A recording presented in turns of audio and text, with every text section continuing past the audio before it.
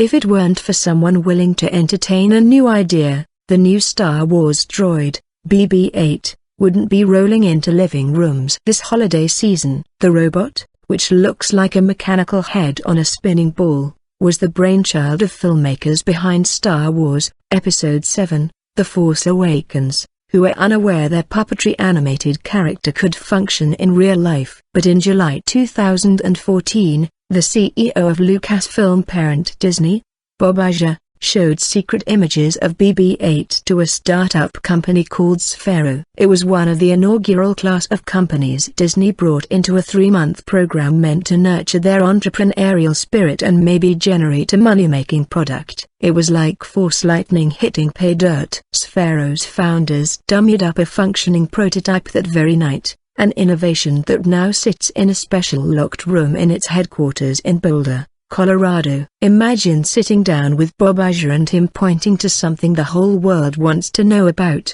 said Sphero CEO Paul Berberian. And you get to see something that you've been working on. What a magical stroke of luck.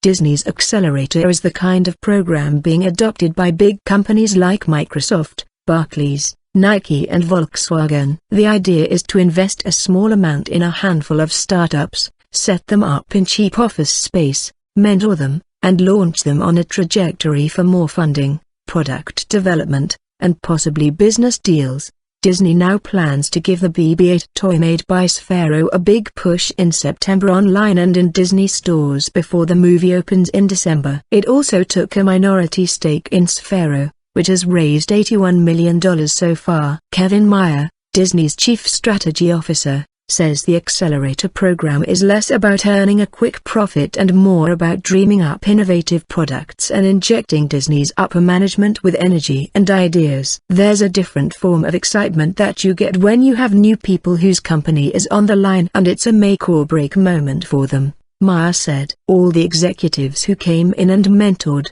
to a person, enjoyed it tremendously and came out feeling more energized than they went in. The secret to success? Corporations must give first, in other words, be free with their time, advice and contacts without an expected return, says David Cohen, the CEO of Techstars, which administers 18 different accelerators, half of which are linked to major corporations. Seeking an immediate benefit through an exclusive distributor relationship or a guarantee of a future equity stake at a predetermined price can limit good ideas and turn away potential applicants on the cusp of trying to broaden their market reach. That's what corporate America is still learning, Cohen said. Once corporations are helpful, in turn, the startups are probably happy to have them invest more or buy the company. Already funded with roughly $30 million before joining Disney's Accelerator, Sphero didn't need the $120,000 investment that all participants are awarded. Instead,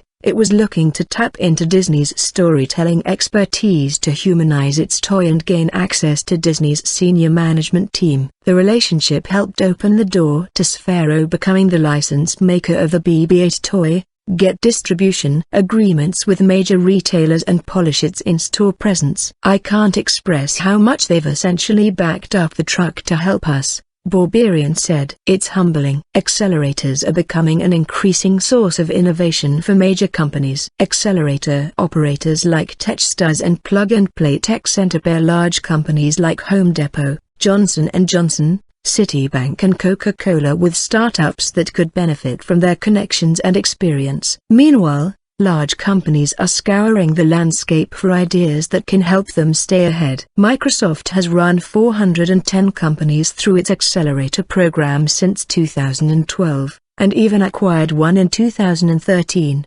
Metrics Hub, which helps IT managers keep an eye on their cloud computing resources and save money through automation. The product is now given to customers of the Windows Azure cloud computing service for free. But not all accelerators work. MediaCamp, an accelerator run by Time Warner Incorporated's Turner and Warner Brothers units, was shut down last year after 3 years. Hal Gregerson, executive director of the MIT Leadership Center, says embracing new ideas can be difficult for large organizations, especially those focused on results. execution and improving profits from existing business lines. New ideas will never be nurtured for success by results-driven executives who either don't know how to innovate themselves, or truly don't honor others who do, he said. Because most of these ideas are long leaps of faith, this year's class of 10 startups has already taken up residence at the Disney space in Glendale, across the street from its interactive and consumer products division. On a recent visit, the startups' CEOs introduced themselves and their projects as Maya walked around the room asking questions. Makey Lab,